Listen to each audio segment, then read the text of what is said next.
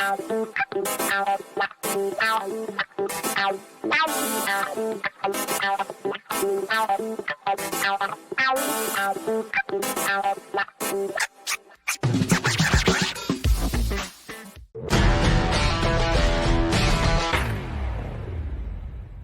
morning, Charlie Pierce, and you're in bed. I am. Ooh, I wow. am.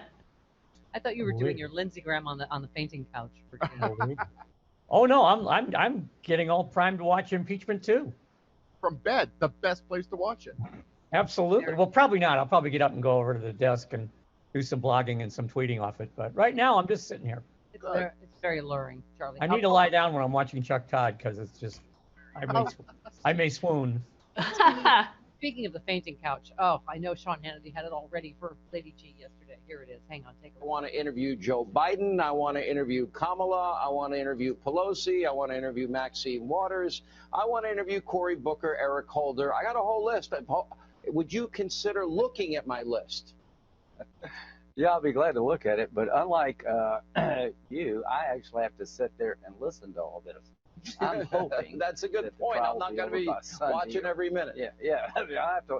Yeah, I got to listen to this crap. So I hope by Sunday or Monday the trial will be over. Here's what I can tell you: if the House managers want to call one witness, the defense is going to call all the people you named and then some. Oh my God. Let's do it. Oh God, he's What are so they gonna- terrifying. what- When he what- says what- Butch, he is what- so terrifying. I just. What are they going to call? First of all, go ahead and do it. Yeah. Bring this thing out for 3 weeks. Yeah. Meanwhile, the Senate's passing all this other great stuff. Yep. But what are they going to call Eric Holder? They're We're playing gonna do Fast and Furious again? It's insane.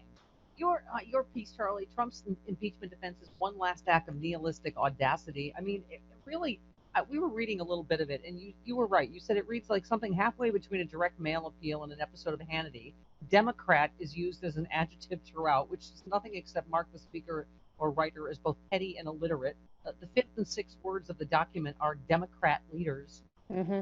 I mean, yeah, okay. It's.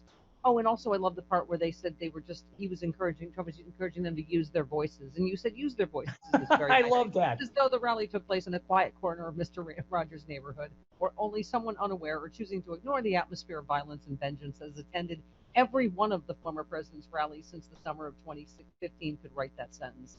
I mean, are they going to use that footage too, Charlie? Because he has been inciting violence forever. I don't know. That's interesting. They just said not 10 minutes ago that they have like new footage that nobody's seen before, Oh, really? which I'm sure is coming from, probably the FBI Mm-hmm. and Of you what, know. Charlie? Do you know? of the insurrection, I assume. Oh, okay. Yeah. But no, anybody who went to one of those rallies knows, what those were all about.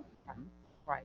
Yeah. I mean, you can't more directly incite violence than he has done over and over again at rallies. Certainly more than any other politician, national politician of my lifetime, with the possible exception of George Wallace. I would use it all, up to and including Governor Whitmer, and him saying, "Oh, well, is it wrong? I guess it was wrong. I don't know." He defended the people that were going to kidnap Governor Whitmer. I mean, this didn't come out of nowhere. No, it's a terrific piece in the New York Times today about how Michigan has allowed this subculture of militias to prosper. Right. Over the past 20 or 30 years. You know how easily swayed I am, Charlie. I was like, I understand it was a smart move to ask him to testify, but he'll drag it out forever. And then Fernando Armandi yesterday said, good. And now you've said good, so now I'm totally on your side. You said, were I one of the managers, I'd subpoena him yesterday just to hand him enough rope. Right. And ask him under oath who he thinks actually won the 2020 election. I'd subpoena him yesterday. Right. I understand that if the House managers subpoena him, we're all going spiraling into one federal court or another till well past Arbor Day, assuming his lawyers can keep him sedated long enough. But I'd tempt the hell out of him with the possibility of making his own case before God and the world. I'd drive him personally from the airport. I would drive him from Mar-a-Lago to Washington. Ooh. To But I testify. mean, Well, as long as I could keep the limo thing up, the plexiglass between the front and back seat.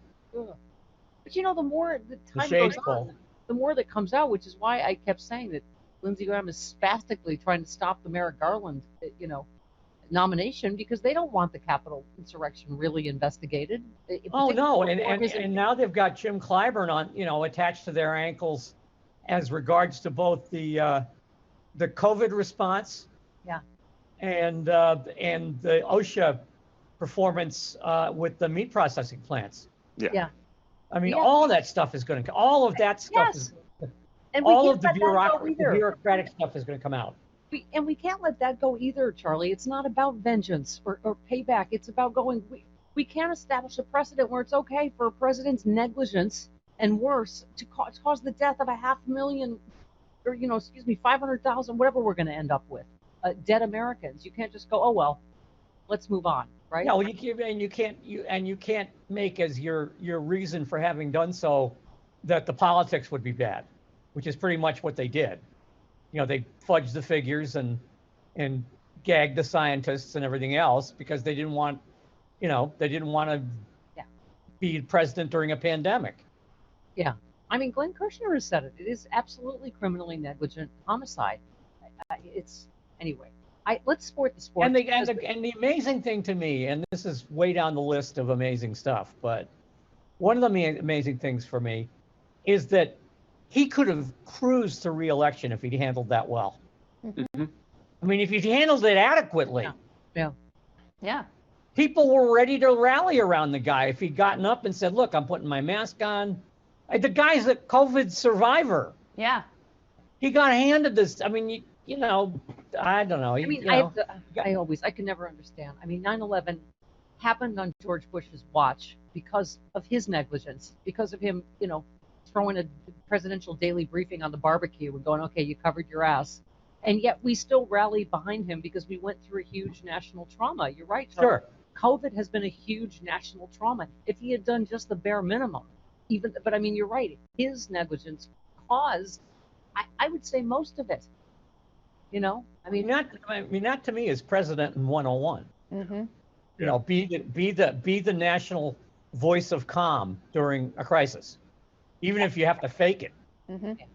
Let's sport the sport. Couldn't Shall we? manage to Since do we've just sported the Super Bowl sport.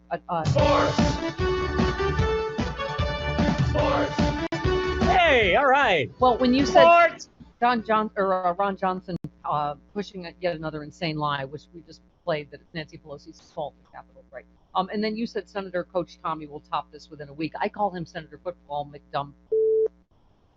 Yeah, I'll tell you what. I mean, those two. Yeah.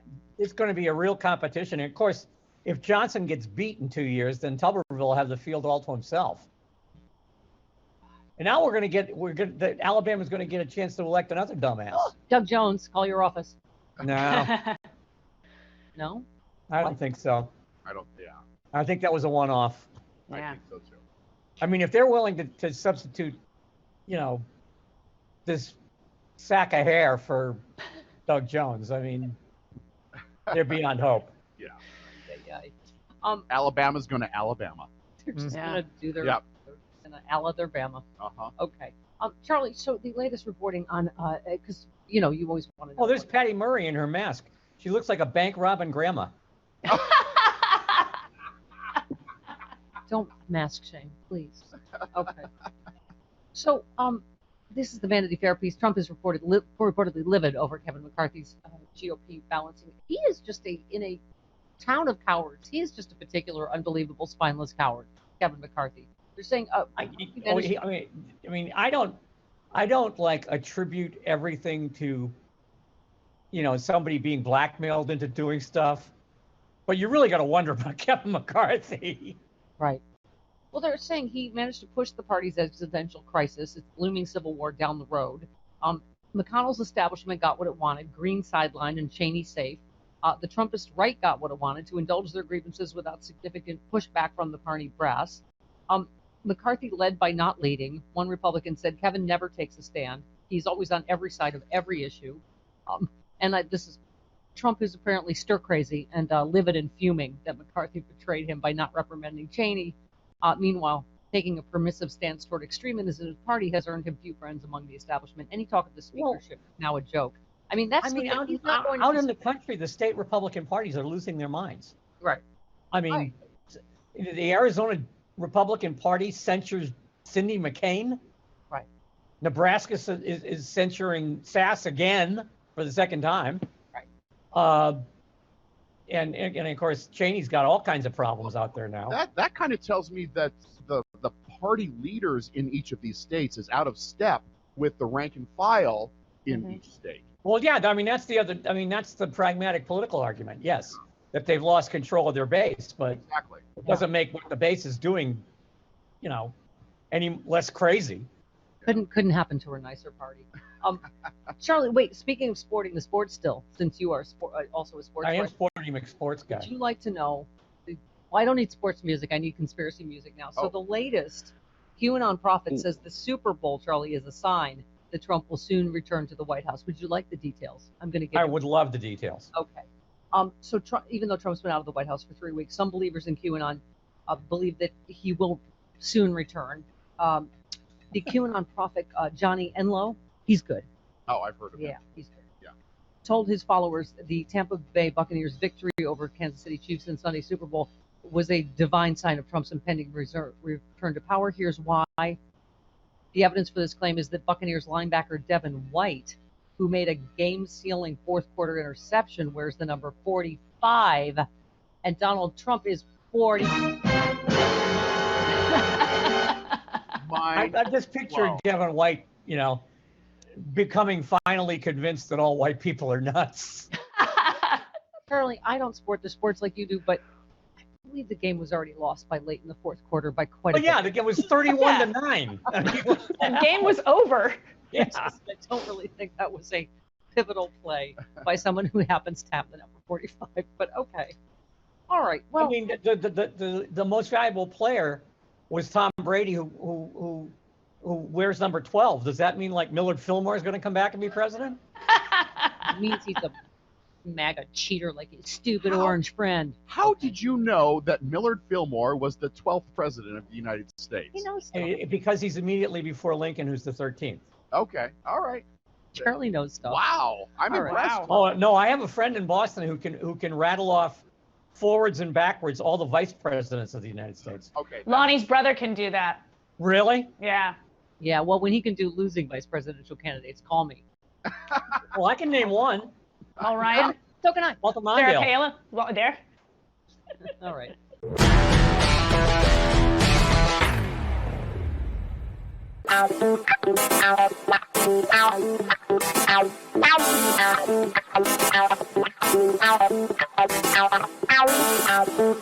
Ow.